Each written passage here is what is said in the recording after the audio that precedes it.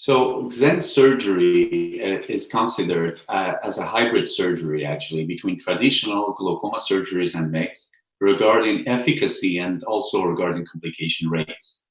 I did more than 200 XENs in the last couple of years, and I have to say it's a very safe surgery. But this video demonstrates what can go wrong with XEN insertion. The key in XEN insertion is really to make sure that the XEN is placed in the subconch space. You really want to push the needle through the tenon, just under the conjunctiva, and the needle will be pointing up, touching the conch. It almost looks like it's going to perforate, but most of the time it doesn't. In this patient, he wasn't collaborative and he was moving a lot. He had some cognitive issues. So it went through the conjunctiva. You just have to grab the tube and very gently to put it actually into the inserter again. And then you can put it close to the first location and you don't have to close the bottom hole in the conch. Also, another complication that can happen, the subconch heat. This is one reason why I always inject the mitral under the microscope to avoid the vessels. Usually I enter at 12 o'clock position, aiming towards the superior nasal quadrant, but here I had to adapt actually to the bleeding. Heme is a sign of bad prognosis, as you know, because it induces fibrosis. Another important point is that you really need to push the slider completely to the end before removing the injector from the angle. So the needle is retracting into the cannula when you push the slider, and here the needle wasn't fully retracted. You're going to see the bevel. You can still see the bevel here, and the XEN will be pulled back into the anterior chamber. So in this case, again, you go with microforceps and you retrieve the XEN very gently. When you come out or you remove the injector from the angle, you also need to relax your hands to avoid the flicking movement. So the flicking movement can lead to pulling or even cutting the XEN during your surgery. Here, in this case, the hand was relaxed enough to avoid the flicking of the needle.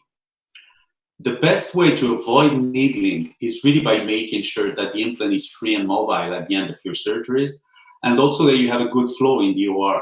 So I always check the flow and that I have a nice lab at the end of the surgery.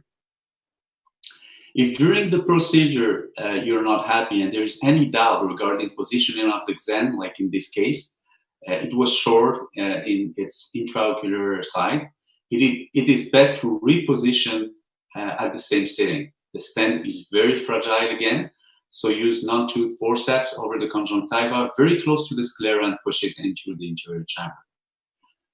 In this case, I just wanted to show you actually how easy sometimes the tube can migrate into the anterior chamber in very myopic patients.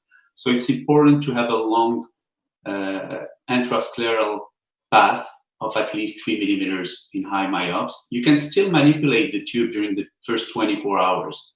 After that, the tube hydrates and expands. One important reason why I never had any case of endophthalmitis is that I removed the tubes with impending extrusions. If I see that the conch is very thin, avascular, and the bleb is flat even after a needling, I tend to remove the XEN and close the sclera.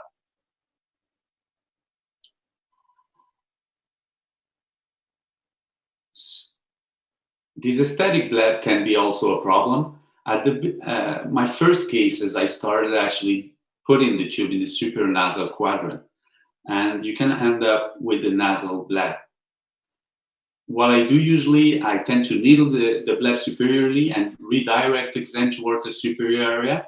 And I also use a Palmberg suture, making sure to anchor it to the episclera and sclera. I also aspirate the bleb nasally. I feel that it relieves a little bit of tension on the Palmberg suture. This video was done basically in the minor room, and we just use an iPhone for this last video.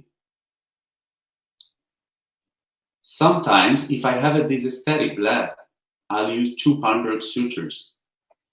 So here we see actually the patient before the surgery and after the Palmberg suture. And even 1 month later, he was very comfortable and didn't feel anything after that.